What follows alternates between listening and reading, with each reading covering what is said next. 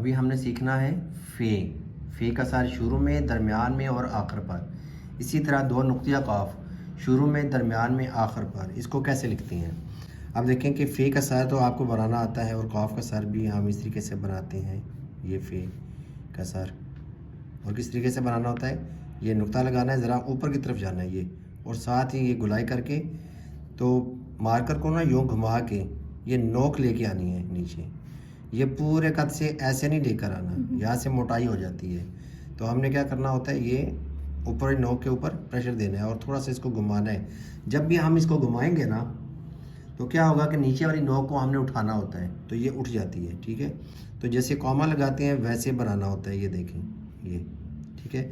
अब यहाँ पे हमने मार्कर को थोड़ा तिरछा रख के हमने बे का स्ट्रोक लगाना है, यहाँ पे बे को बना देना। ये देखें कितना खूबसूरत बन गया फ़े इस तरीके से। फिर हम लिखते हैं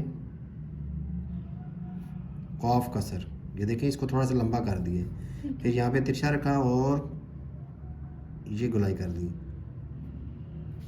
ठीक हो गया। अब फ़े शुरू में तो इस तरीके से बनेगा, दरमियान में बनेगा तो ये गुलाई कर देंगे। ये थोड़ा सा घुमा के ना आगे लेके आना है। ये देखें गुलाई की हमने, तो ये दरमियान में इस तरीके से बनेगा। ठीक है, अगर मैं लिखता हूँ फ़कर, ठीक है, इसके अंदर से ही मैंने रे को बना दिया तो ये बन गया फ़कर। फ़िक्रा लिखना है या फ़िक्रात लिखना है तो हम इस तरीके से इसको कंप्लीट कर देते हैं। ठीक है, फ़िक्रात। तो कॉफ का सर और फ़े का सर एक जैसा ही है। जब दरमियान में बनेगा ना, फ़े का सर हो चाहे कॉफ का हो, तो उसकी आँख खोल के रखनी है।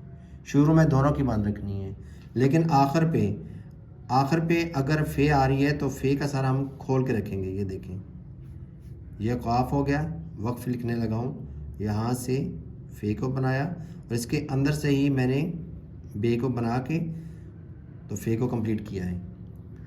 लेकिन कॉफ जो है, दो नुक्तिया कॉफ, वो शुरू में बंद रखेंगे उसका सर, एंड पे भी बंद रखेंगे, दरमियान में खोल के रखेंगे। तो मैं यहाँ पे लिखता हूँ रौनक।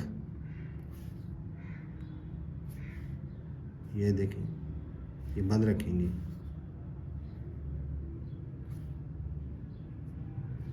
ठीक है, तो फ़े का सर जो है वो एंड पे और दरमियान में ये खोल के रखेंगे। कोई और लफ्ज़ बता दे मैं लिखूं।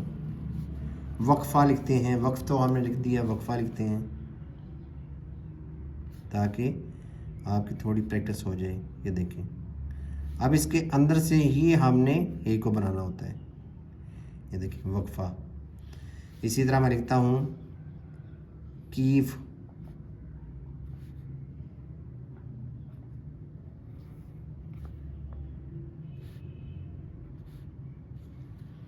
दकीक, क़ाफ शुरू में और एंड पे।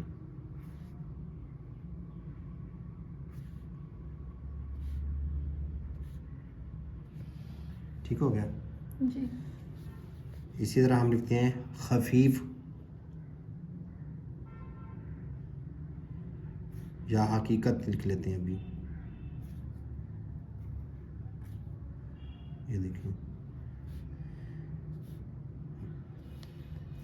हकीकत को मैं दोबारा लिखता हूँ क्योंकि डबल माइंडेड हो गया था मैं, इसलिए इसकी जो ना अच्छी सेटिंग नहीं आई।